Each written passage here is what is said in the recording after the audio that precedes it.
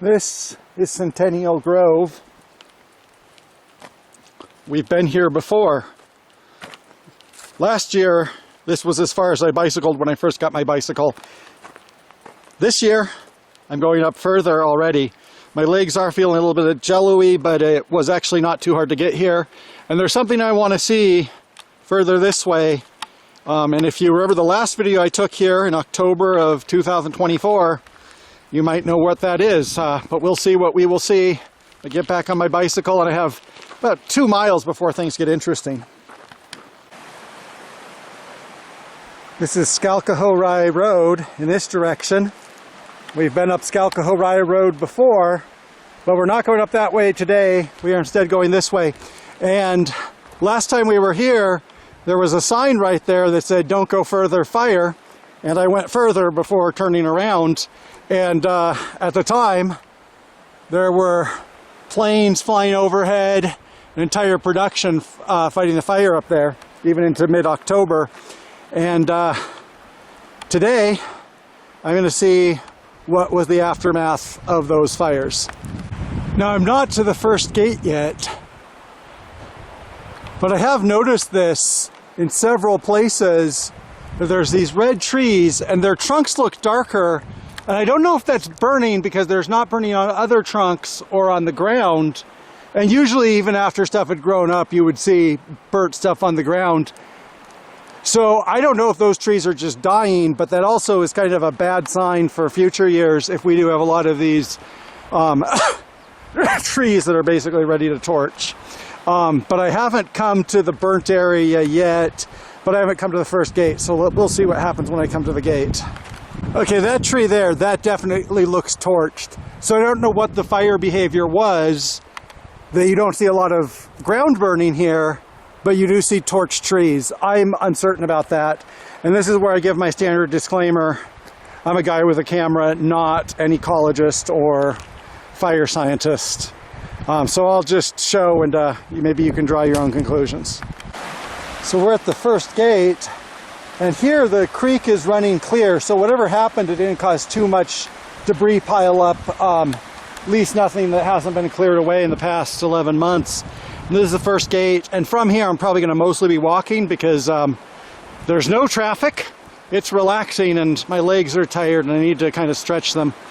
So I'm going to just walk along and see what happened, and also see it's a beautiful walk.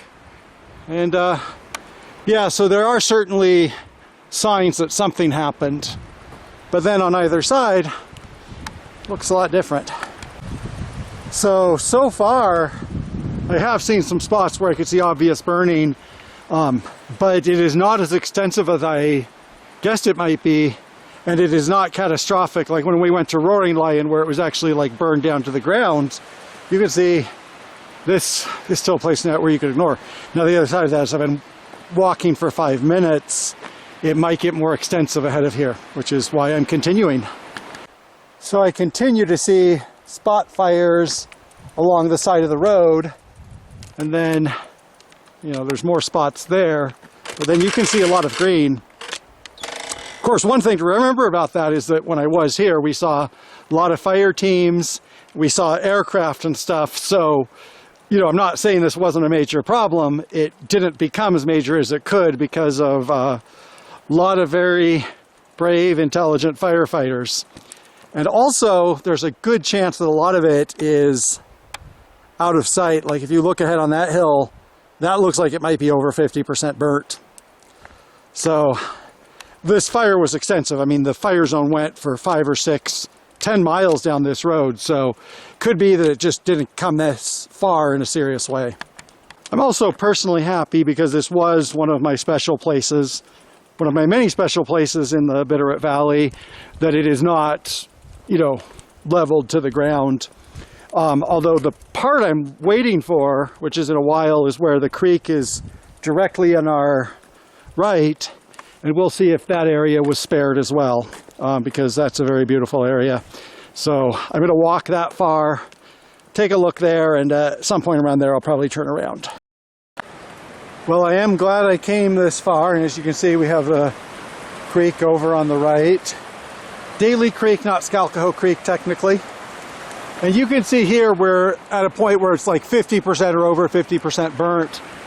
I'm trying to remember what this looked like before. And you can see it's still not catastrophically burnt down to the ground. Some of those trees might live. But this is a serious burn here, I would say, not just a couple of spots.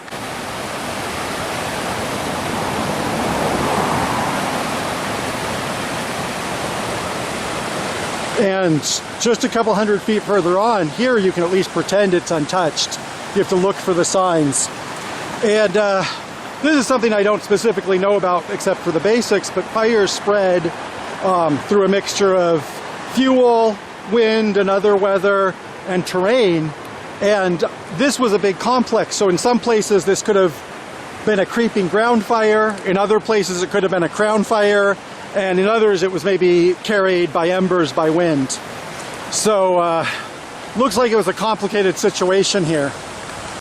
But personally, I'm very happy that this wasn't like obliterated and filled with debris and that it wasn't totally blackened on both sides. I'm glad I still have my creek through here.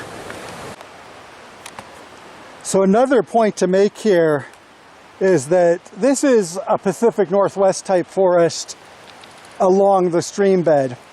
You have plants that like shade and moisture here. And one of the risks of fires like this is if they cook down to the ground, they can destroy that level of topsoil and destroy the porosity of the soil. And so even when stuff does start to grow again, you can't grow this type of leafy green ecosystem.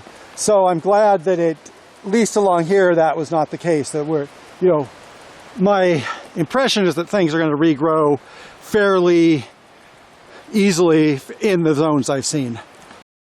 So along here, unfortunately, you can see that parts of the fire did spread down to the creek. So I remember this is one of the nicest sections of the creek, and I mean, this is part of nature, so it's not like it's terrible that it happens, but it does take away from some of my memories personally. We are at the second gate. I came a little bit further than I planned to, and I'm not sure, but it looks like the gate itself was burnt, or maybe it's just tarnished. But if you look around, this is actually a good example, because you can see down here, we do have green trees that look like they're untouched.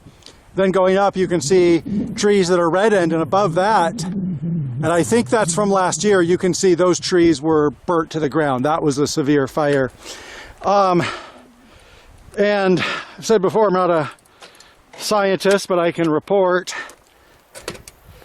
So one thing to say about this is, especially, sometimes I talk to people in places where wildfires are not a thing. They're like, there's a fire, are you safe, are you okay? And here, there's going to be fires every year. It's a natural part of the ecology.